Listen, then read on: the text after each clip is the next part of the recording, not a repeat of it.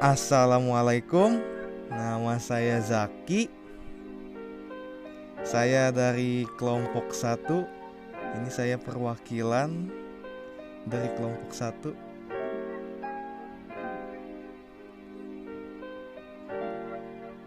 Dan ini beberapa nama-nama kelompoknya.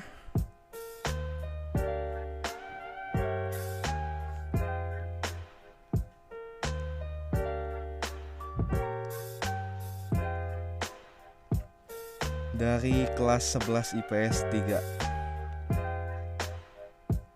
Bab 2 tentang akar-akar demokrasi di Indonesia.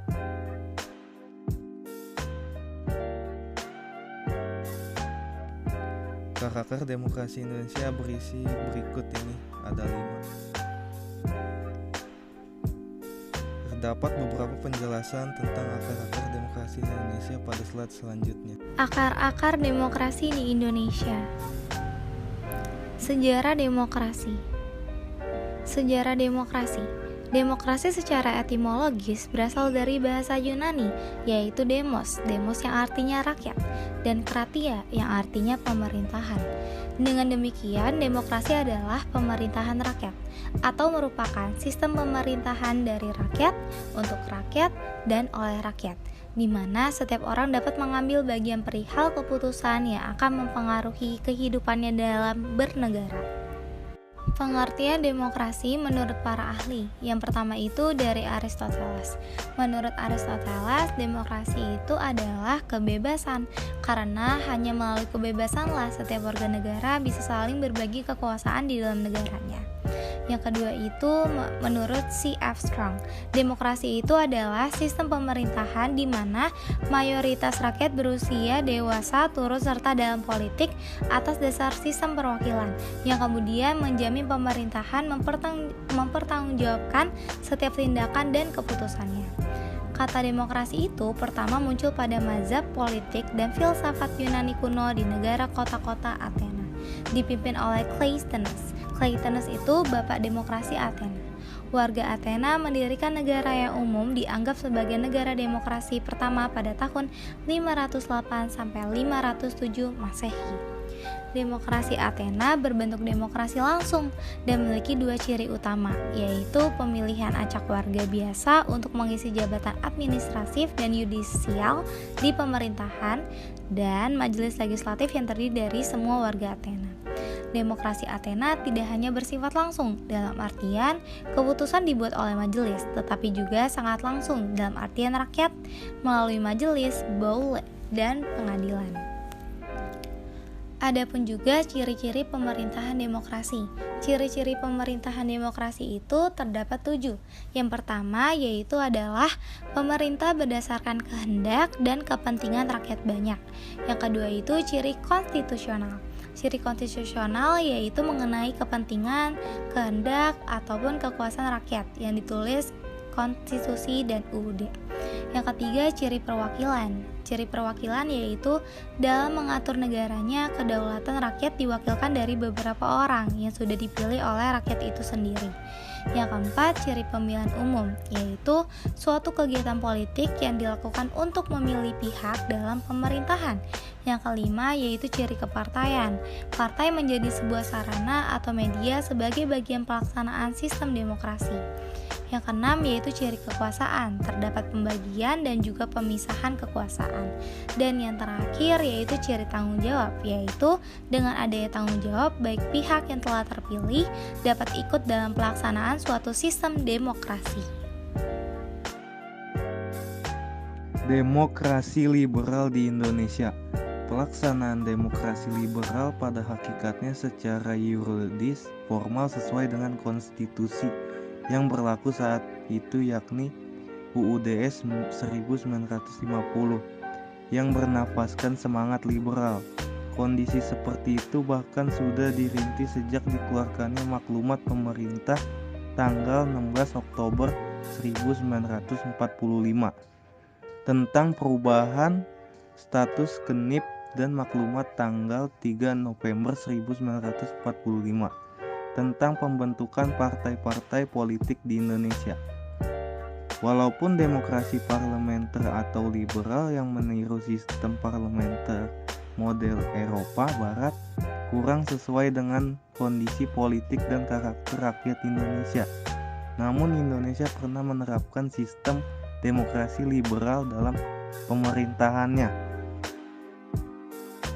Pada demokrasi liberal telah terjadi pergantian kabinet sebanyak 7 kali, antara lain sebagai berikut.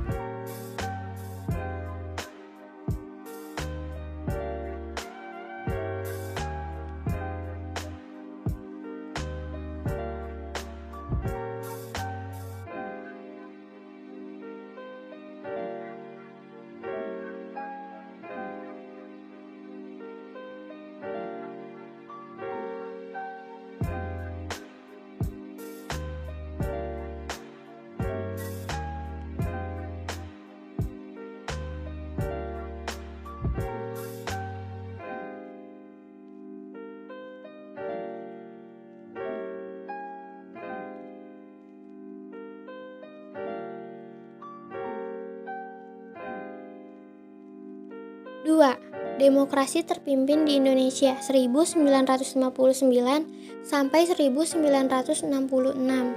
Demokrasi terpimpin berjalan berdasarkan Dekrit Presiden Soekarno 5 Juli 1959 dan TAP MPRS 08 MPRS 1959. Paham demokrasi ini berdasarkan paham kerakyatan yang dipimpin oleh hikmat kebijaksanaan dalam permusyawaratan perwakilan. Sila keempat dari Pancasila. Paham ini berintikan musyawarah untuk mufakat secara gotong royong antara semua kekuatan nasional yang revolusioner dengan prinsip nasakom, nasionalisme, agama, dan komunisme. Akan tetapi, para ulama di Indonesia menolak prinsip nasakom karena mengikut sertakan komunis yang bertolak belakang dengan agama. Disebut demokrasi terpimpin karena demokrasi di Indonesia pada saat itu mengandalkan pada kepemimpinan Presiden Soekarno. Pada masa demokrasi terpimpin, kekuasaan presiden sangat besar dan mutlak, sedangkan aktivitas partai dibatasi. Karena kekuasaan presiden yang mutlak tersebut mengakibatkan penataan kehidupan politik menyimpang dari tujuan awal, yaitu demokratisasi, menciptakan stabilitas politik yang demokratis, menjadi sentralisasi, pemusatan kekuasaan di tangan presiden. Berikut merupakan pelaksanaan atau hal-hal yang dilaksanakan pada saat demokrasi terpimpin.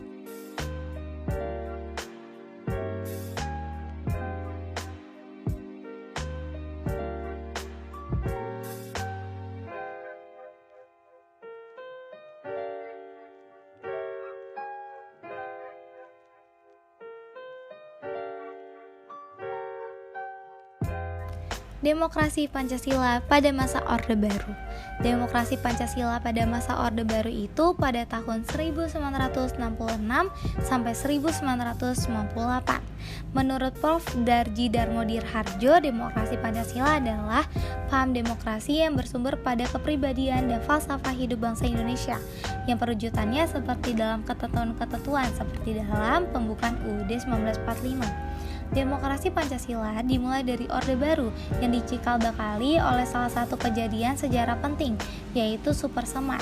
Super Semar merupakan surat dari Soekarno kepada Soeharto untuk mengambil tindakan kepemerintahan negara Republik Indonesia dengan salah satu tugasnya membubarkan PKI dengan ormas-ormasnya pada tanggal 12 Maret 1966.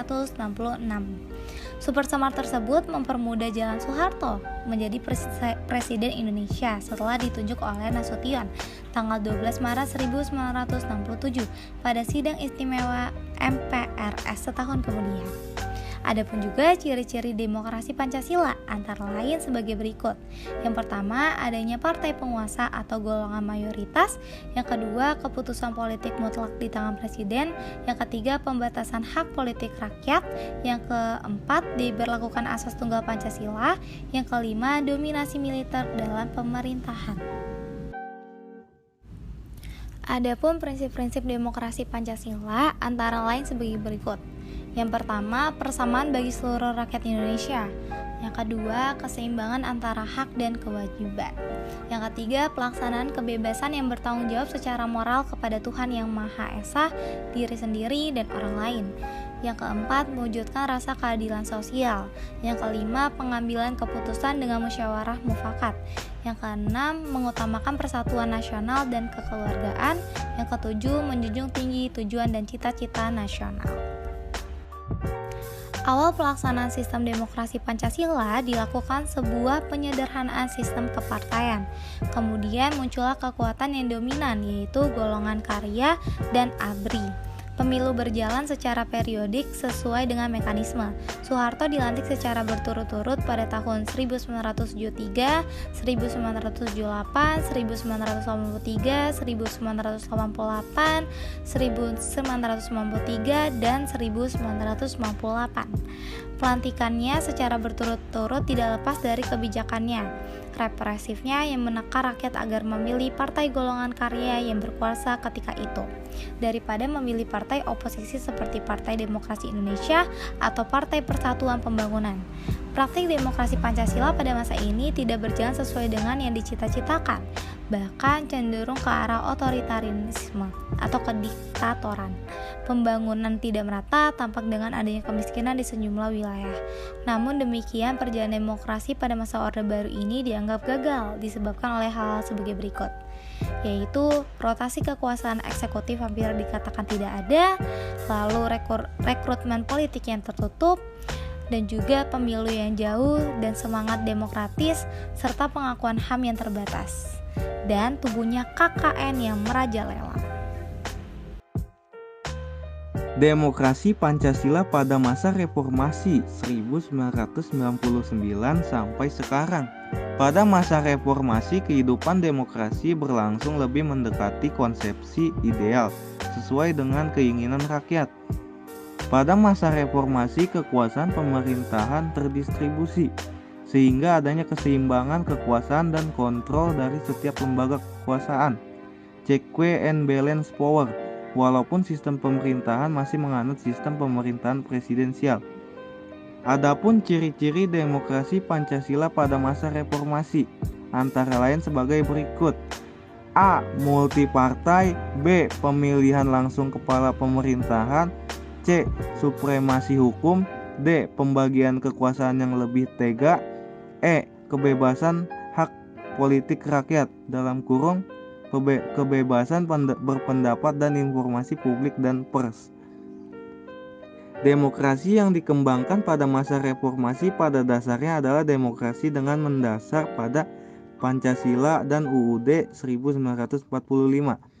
Demokrasi tersebut dikembangkan dengan penyempurnaan pelaksanaannya dan perbaiki peraturan-peraturan yang tidak demokratis. Penyempurnaan demokrasi tersebut dengan meningkatkan peran lembaga-lembaga tinggi dan tertinggi negara dengan menegaskan fungsi, wewenang, dan tanggung jawab yang mengacu pada prinsip pemerintahan kekuasaan dan tata hubungan yang jelas antara lembaga-lembaga eksekutif, legislatif, dan yudikatif.